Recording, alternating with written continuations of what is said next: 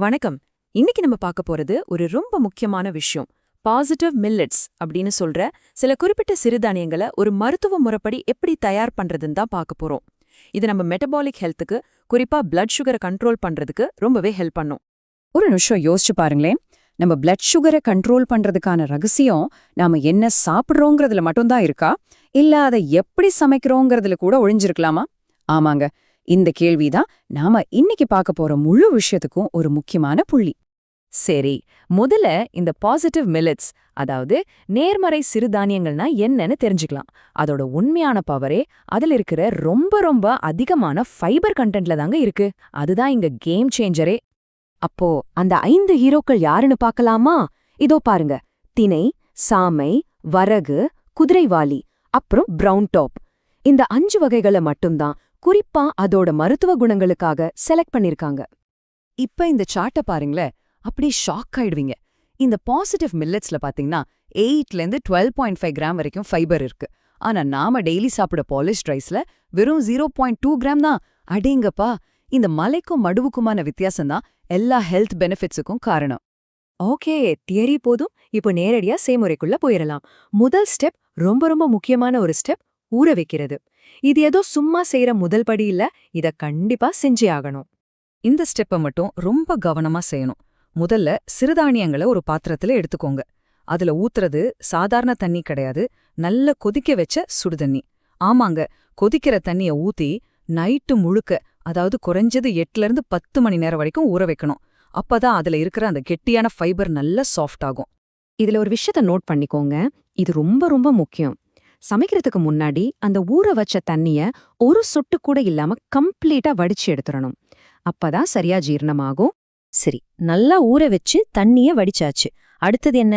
முக்கியமான ஸ்டெப்பான சமையல் தான். நியூட்ரிஷன்ஸ் வேஸ்ட் ஆகாம ஈஸியா டைஜஸ்ட் ஆகுற மாதிரி எப்படி சமைக்கிறதுன்னு இப்ப பார்க்கலாம். இதுலயும் கணக்கு ரொம்ப முக்கியம். 1 கப் சிறுதானியத்துக்கு 5 கப் புது தண்ணி ஊத்தணும். அதாவது 1:5 ரேஷியோ. அப்புறம் பிரஷர் குக்கர்ல வச்சு குறைஞ்சது 8லிருந்து 10 விசில் விடணும். ஆமா, நீங்க கேட்டது சரிதான், 8லிருந்து 10 விசில் கண்டிப்பா விடணும். ஏன் இவ்ளோ விசில்னு யோசிக்கிறீங்களா? காரணம் சிம்பிள். நம்மளோட ஒரே கோல், இந்த தானியங்கள் ரொம்ப ரொம்ப சாஃப்டா நல்ல குழைவா வரணும். அந்த மாதிரி இருந்தாதான் நம்ம உடம்பு அதுல இருக்கிற எல்லா சத்துக்களையும் ஈஸியா அப்சார்ப் பண்ணிக்கும். ஓகே, ஊற வச்சாச்சு, சமைச்சாச்சு. ஆனா வேலை இன்னும் முடியல. கடைசியா ஒரே ஒரு முக்கியமான ரூல் இருக்கு. இது சமைக்கிறது பத்தி இல்ல, நம்ம இதை எப்படி சாப்பிடணுங்கிறத பத்தினது. இந்த விஷயத்த மட்டும் ரொம்ப கவனமா கேளுங்க. ஒரே நாள்ல பல சிறுதானியங்களை ஒன்னா கலந்து சாப்பிடவே கூடாது. இது ரொம்ப தப்பு. சரியான முறை என்னன்னா, ஒரு வகை சிறுதானியத்தை எடுத்துக்கிட்டு அதையே தொடர்ந்து 2 நாளைக்கு சாப்பிடணும். உதாரணத்துக்கு, திங்கள்கிழமை செவ்வாய்க்கிழமை தினை சாப்பிட்டா புதன்கிழமை வரகுக்கு மாறலாம். எல்லாத்தையும் ஒன்னா மிக்ஸ் பண்ணீங்கன்னா அதோட மருத்துவ பலன் சுத்தமா போயிடும். மறுபடியும் ஒரு தடவை ஞாபகப்படுத்திக்கலாம். இந்த 2 நாள் ரொட்டேஷன்ல நீங்க யூஸ் பண்ண வேண்டிய அந்த 5 பாசிட்டிவ் மில்லட்ஸ் இதோ. இதுல எதை வேணும்னாலும் உங்க வசதிப்படி வரிசைப்படுத்திக்கலாம். சரி, இப்போ எல்லாத்தையும் ஒன்னா சேர்த்து பார்க்கலாம். இவ்ளோ கஷ்டப்பட்டு சமைக்கிறோம், சரி, ஆனா எவ்ளோ சாப்பிடணும்? அப்புறம் இந்த மெத்தட் உண்மையிலேயே வேலை செய்யுமாங்கிறதுக்கு ஏதாவது ப்ரூஃப் இருக்கா?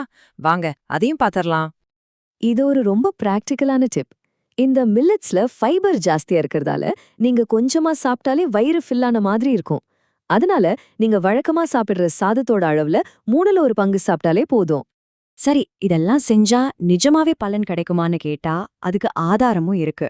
இது சும்மா சொல்றதில்ல, மனிதர்கள் மேல நடத்தப்பட்ட கிளினிக்கல் ட்ரையல்ஸ்ல கிடைச்ச ரிசல்ட்ஸ். தொடர்ந்து மில்லட் சாப்பிட்டவங்களுக்கு சாப்பிட்றதுக்கு முன்னாடி இருந்த பிளட் சுகர் லெவல் 12% குறைஞ்சிருக்கு. சாப்பிட்டதுக்கு அப்புறம் 15% குறைஞ்சிருக்கு. இது வெறும் நம்பர்ஸ் இல்ல, இது உண்மையிலே வாழ்க்கையில பெரிய மாற்றத்தை கொண்டு வரக்கூடிய விஷயம். அப்போ பாருங்க, நாம என்ன சமைக்கிறோங்கிறத விட எப்படி சமைக்கிறோங்கிற ஒரு சின்ன விஷயம் நம்ம ஆரோக்கியத்தையே மாற்ற முடியும். இவ்வளவு விஷயங்களையும் தெரிஞ்சுக்கிட்டதுக்கு அப்புறம் உங்க கிச்சன்ல நீங்க செய்ய போற முதல் மாற்றம் என்னவா இருக்கும்? கொஞ்சம் யோசிச்சு பாருங்க.